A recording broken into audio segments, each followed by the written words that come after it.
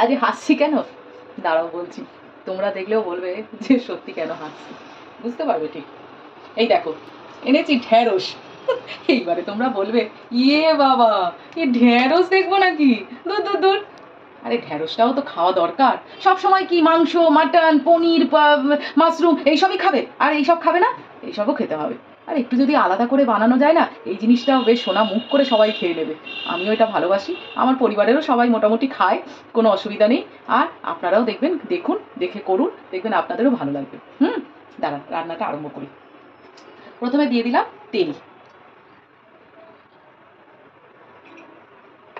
একটু বেশি তেল দিলাম কারণ ঢেঁড়সটা একটু বেশি তেলে ভাজবো, ছাকা তেলে যেটা বলে সেরকম ভাজবো। নুন দিলাম না, শুধুমাত্র ঢেঁড়সটা দেবো। ঢেঁড়সটা একটু ভাজা ভাজা হবে, কালার চেঞ্জ হবে না, কিন্তু ভাজাটা পুরোপুরি হয়ে যাবে।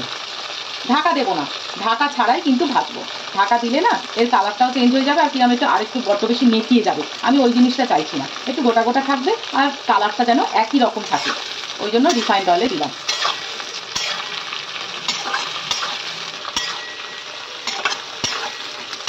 একটু ভাজা ভাজা হোক। এই দেখুন আমার মোটামুটি 90 থেকে 95% আমার ভাজা হয়ে গেছে, কারণ আমি ঢেঁড়সটাকে নিয়ে আর কিছু করব না, লাস্টে শুধু দিয়ে দেবো, তো ওই জন্য পুরোপুরি ভেজে নিয়েছি যাতে ভেতরটা কাঁচা ভাব না থাকে। এই তুলে নিলাম, একটু ভাজা ভাজা হচ্ছে, ফোড়নের গন্ধ আসলেই দিয়ে দেবো এই চপ করা পেঁয়াজ আর কাঁচা লঙ্কা। আচ্ছা, কাঁচা লঙ্কা এখানে দুটো নিয়েছি, দুটো থেকে আড়াইটা নিয়েছি। আর পেঁয়াজ কিন্তু আমি একটা বেশ বড় সাইজের একটা পেঁয়াজ নিয়েছি, কেননা আমার এখানে পেঁয়াজটা একটু বেশি দরকার পড়বে।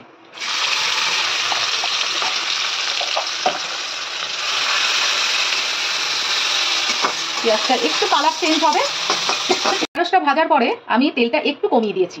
এরপরে ফোড়ন দেব তেজপাতা, শুকনো লঙ্কা, কিছু গোটা গরম মশলা, এলাচ, দারচিনি আর লবঙ্গ, আর দেব একটু গোটা জিরে।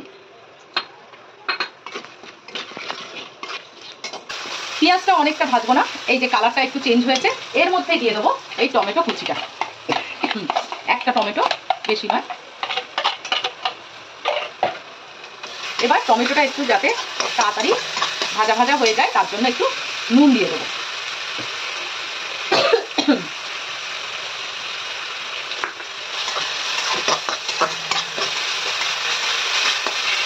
এটা ভাজতে থাকুন।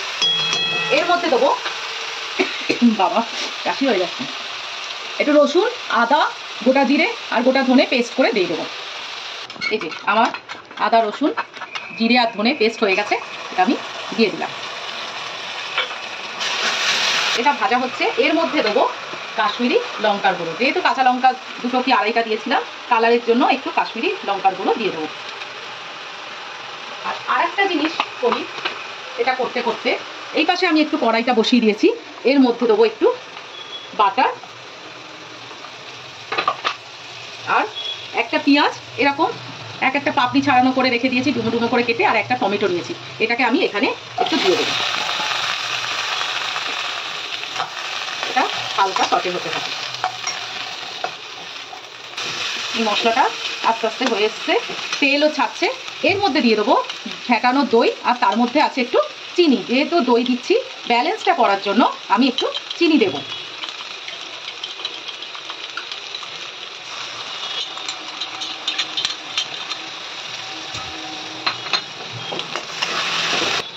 এই সময় গ্যাসটা একটু সিম করে রাখবে, না হলে দইটা ফট করে ফেটে যেতে পারে। আপনারা দেখুন কালারটা কি সুন্দর এসছে। কালারটা অবশ্য আসে শুধুমাত্র কাশ্মীরি লাল লঙ্কা ওই একটা জিনিসের জন্যই, কিন্তু সত্যি দেখলে ভালো লাগে। কাঁচা লঙ্কার কালার কিন্তু এরকম আসে না। এটা হতে থাকুক, এই পাশে আরেকবার একটু নেড়ে দিই। বেশি করবো না। দেখে কেমন লাগছে? এবারে তো একটু খেতে খেতে ইচ্ছা করছে নাকি? না এখনো ইচ্ছা করছে না? দাঁড়ান আগে হয়ে যাক পুরোটা, তারপরে দেখবো আপনারা কি বলেন। বেশি ভাজবো না, কিন্তু হালকা মতো হয়েছে। এই পাশে দেখুন মশলাটা পুরো তেল ছেড়ে দিয়েছে।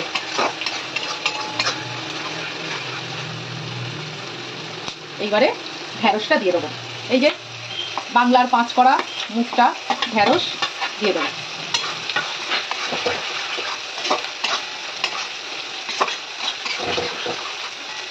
এই তরকারিতে আমি কিন্তু কোনো জল দিলাম না, ওই জন্যই বলেছিলাম 90 থেকে 95% আমি ঢ্যাঁড়সটা ভেজে রেখে দিয়েছিলাম। এইবারে এই টমেটো আর পেঁয়াজটাকে দিয়ে দেবো বাটার সমেত। এইবারে দেখুন ইচ্ছা করছে খেতে, দেখেছেন তো কি সুন্দর দেখতে লাগছে। ডুমো ডুমো করে পেঁয়াজ টমেটো এর রূপটাকেই পাল্টে দিয়েছে।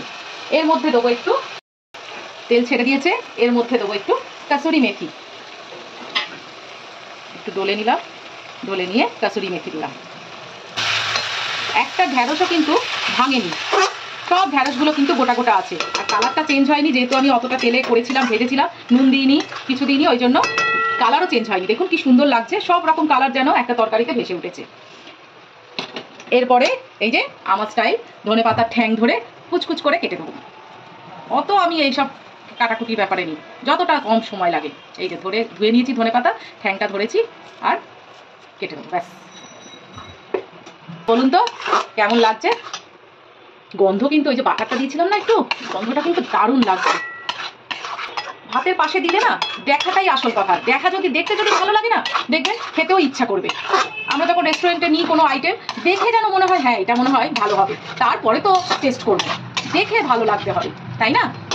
এই দেখুন এবার দেখবেন পরিবারের লোককে খাওয়ান। আর ঢ্যাঁড়স বললে ওই বাংলার পাঁচ করবেই না মুখটাকে, একদম সুন্দর করে হাসি মুখ করে বলবে ঢ্যাঁড়স খুব ভালো মা, আর আবার করেছো, ভালো করেছো, খুব ভালো করেছো, এরকম বলবে। দেখবেন কেমন করবেন কিন্তু। ঢ্যাঁড়স কি সুন্দর দেখতে লাগছে, নাম ঢ্যাঁড়স, গুণ অনেক। দেখুন সব কালার আছে, কি সুন্দর দেখতে লাগছে যে কি বলবো, দেখেই ভালো লাগছে। আচ্ছা আমি কিন্তু এই আইটেমের কোনো নাম বলিনি, কারণ এই আইটেমটা আমি নিজে বানালাম। তো আপনারা একটা এই আইটেমটা নাম দিয়ে দেবেন তো, দেখি কার নামটা ভালো হয়। হ্যাঁ কেমন, টাটা।